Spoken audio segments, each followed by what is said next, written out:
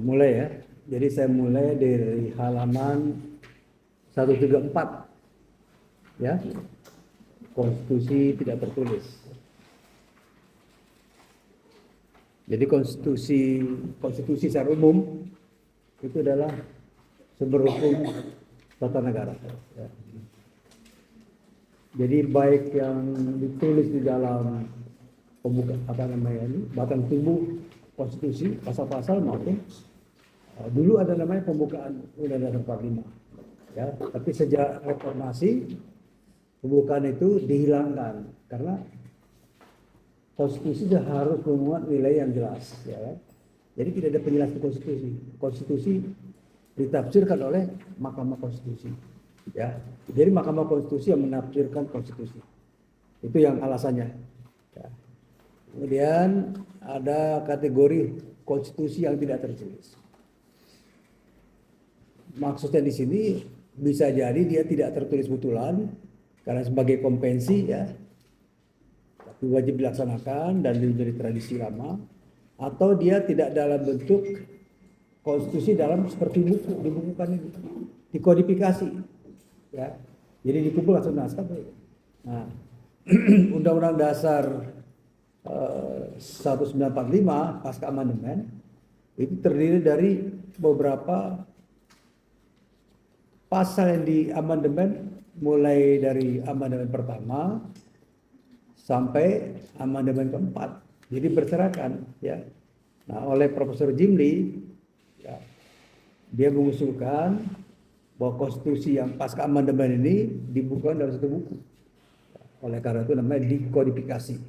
Jadi tradisi hukum ya, kodifikasi itu adalah tradisi hukum kontinental, Eropa kontinental. Jadi kalau di Eropa itu semua terkodifikasi, kecuali di Inggris ya. Kalau di Inggris berserakan dalam bentuk beberapa naskah. Amerika walaupun negara Anglo-Saxon sama ke Inggris, dia punya tradisi yang berbeda. Jadi konstitusinya itu dituangkan dalam satu naskah. Ya, itu konstitusi Amerika gitu. Ya. Nah, ketika membuat konstitusi bisa dilakukan sebelum kemerdekaan, bisa proklamasi kemerdekaan atau setelah kemerdekaan. Misalnya Indonesia mempersiapkan konstitusi di antara bulan Mei sampai bulan Agustus sebelum proklamasi kemerdekaan. Karena perlu dibicarakan nih negaranya mau bagaimana, bentuknya gimana, siapa yang jadi warga negara, itu dibahas di dalam perumusan konstitusi. Ya. Nah, kalau Amerika setelah dimerdeka baru dia susun tuh konstitusinya. Ya. Disusulkan itu konstitusinya. Ya, itu. Nah, kemudian ada beberapa negara juga seperti negara Ceko dan Slovakia tadinya bergabung di dalam satu negara. Ya. Tapi kemudian setelah ada angin reformasi politik di Eropa, kedua ini sepakat tuh berpisah. Ya, karena karakteristik dan kultur berbeda. Ya kan? Kalau Slovakia itu dekat dengan Austria. Jadi kalau ke Ceko, ya, ke Czechoslovakia, itu naik kereta dari Wina, ibu kota Austria, kira-kira 2 jam. Ya. Di Eropa itu dekat-dekat. Ya, gitu. Jadi setelah mereka sepakat berpisah, mereka bentuk konstitusi sebelum resmi, jadi jelas konstitusi. Nah, ada juga konstitusi dibikin setelah ada sebuah peristiwa besar, perubahan politik besar. Seperti di Filipina, ya, ketika Presiden Marcos melarikan diri, tumbang kekuasaannya, kemudian Korea Akhir dan kawan-kawan menyusun sebuah konstitusi baru 1987. Jadi kadang-kadang konstitusi dibikin sebelum sebuah kemerdekaan atau untuk tujuan lain, misalnya membentuk sebuah negara baru, berpisah dari negara yang bersama-sama. Itu banyak ya. Ya, misalnya negara Afrika Selatan, ya, negara Afrika Selatan itu menyusun konstitusi setelah rejim apartheid tumbang. Ya, jadi mahasiswanya harus banyak baca buku. Ya. Oke, jadi apartheid itu adalah yang terlalu mendominasi warna kulit, orang kulit putih. Jadi dianggap itu orang kulit berwarna, apa India atau kulit hitam, sebagai warga negara kelas 2. Ya, jadi itu. Nah, itu sejarah yang aku pelajari. Akhirnya setelah apartheid selesai, dibikin konstitusi baru. Jadi yang menyusun itu ada seorang konsultan dari Jerman. Kebetulan ketika saya studi S3 di Jerman, ya riset S3, saya bertemu dengan dia cerita bagaimana mempromosikan sebuah konstitusi yang membawa persatuan. Di Indonesia juga gitu. Setelah terjadi peristiwa politik besar, mundurnya Pak Harto, baru diadakan pertemuan. Padahal Bung Karno, presiden pertama dan para the founding fathers lainnya, sepakat bahwa undang-undang dasar ini adalah bersifat sementara.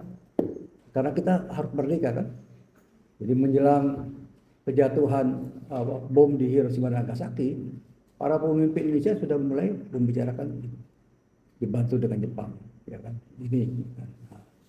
Jadi masing-masing negara itu punya tradisi sejarah membentuk konstitusi. Ya. Indonesia paling unik. Kenapa uniknya? Tadinya ini konstitusi lama, undang-undang dasar asli, ya, itu 37 pasal. Ya, kata singkat. Kemudian setelah direformasi, di amandemen, muncul 73 setidaknya seperti pasal. Karena beberapa pasal itu huruf A, B, C. Seperti pasal 28 paling banyak. Coba buka Google ya. Ada yang coba lihat di konstitusi pasal 28 itu ada berapa pasal tuh? Buka. Hah? Hah? Dari A sampai C. Iya, dari A sampai J, ya. Itu berapa pasal tuh? Itu banyak. Ya. Itu bisa berhitung. 10. Ya, itu 28A. Tadi itu cuma pasal 28. Dia mengatur secara umum hak asasi manusia, kemerdekaan berpikir dan berserikat. Pasal 28 ini ada sejarahnya. Ya, ketika para pemimpin Republik ini mempersiapkan konstitusi, ya, mereka berdebat apakah perlu disusun aturan, dibuat aturan tentang hak asasi manusia. Ya, kan jadi ada dua kubu nih. Satu kubunya Soekarno dengan Yamin, kubu yang lain adalah Hatta dan Supomo dan Bung Karno di satu sisi, kubu yang lain adalah Hatta dan Muhammad Yamin. Jadi kalau kelompok Hatta mengatakan perlu, ya Muhammad Yamin mengatakan perlu bisa mengatur persoalan hak asasi manusia. Ya buktinya disusun aja terjadi pelanggaran, apalagi tidak ini. Nah, sebaliknya di pihaknya Soekarno Supomo mengatakan tidak perlu, karena negara dianggap sebagai sebuah keluarga, ya kan, tidak bakal mungkin anak itu dimakan oleh ibunya orang tuanya. Itu logika mereka. Tapi kan dibantah juga. Sehebat bagus apapun juga konstitusi Jerman, ketika Hitler berkuasa terabaikan itu. Nah, jadi konstitusi akhirnya dibikinlah kompromi. Ya, kemudian setelah berapa dekade berjalan baru dibikin amandemen. Ya, amandemen menyangkut hak. Jadi lebih lengkap. Oke. Jadi konstitusi ini menjadi tiang ya, bagi kegiatan beragama, bernegara, ya, kegiatan bernegara. Jadi konstitusi adalah tiang atau rambu-rambu dalam negara. Nah, apa yang ditulis di dalam teks konstitusi ada pikiran kolektif dari para warga negara yang diserap oleh para pemimpinnya. Ya. Jadi banyak nih di awal-awal perdebatan Indonesia merdeka itu banyak perdebatan yang fundamental, kan?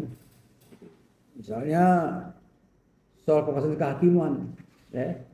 Kekuasaan kehakiman harus dijamin independen, merdeka, tidak boleh dibawa pengaruh kekuasaan lain. Ya, tapi terjadi perdebatan lagi.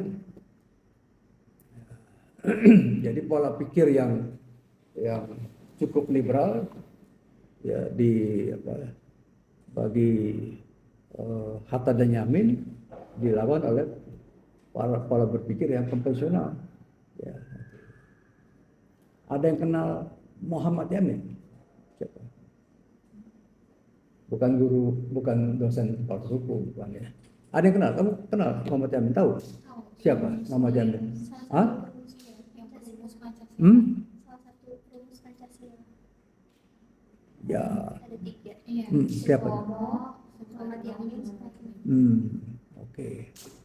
Ya. Gitu ya. Jadi hal-hal yang sifatnya basic itu harus diketahui. Jadi pemikiran-pemikiran itu berkembang. Dan setiap bangsa itu punya karakter tersendiri. Setiap bangsa punya karakter sendiri. Indonesia punya karakter yang berbeda dengan Malaysia, walaupun serumpun. Ya, apalagi Singapura, ya beda lagi. Dengan Malaysia nya nggak sama cara berpikir para pemimpinnya.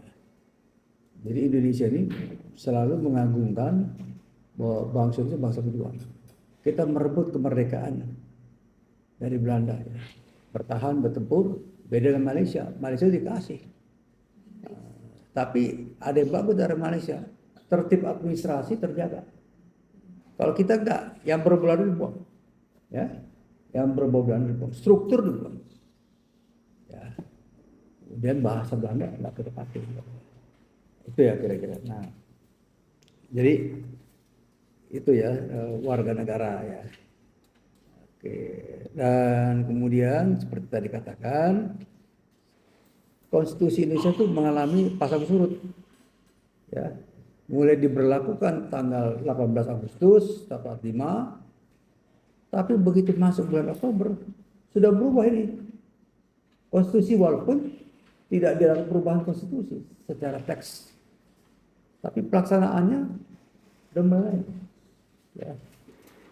Dibentuk namanya Perdana Menteri Syahrir. Itu sudah lain itu. Jadi terjadi perubahan konstitusi tanpa merubah teksnya. Berlangsung terus. Sampai akhirnya ya, para pemimpin itu membentuk Undang-Undang Dasar sementara tahun 50. Bentuk negara berubah. Kalau konstitusi berubah, bisa jadi ada perubahan-perubahan lain, termasuk perubahan bentuk negara. Dari kesatuan menjadi republik. Dari kesatuan, negara kesatuan menjadi negara federasi. Kemudian dari kabinet presidensial menjadi kabinet parlementer. Tahun 50 sudah mulai. Sampai tahun 59. Itu perubahan-perubahan penting.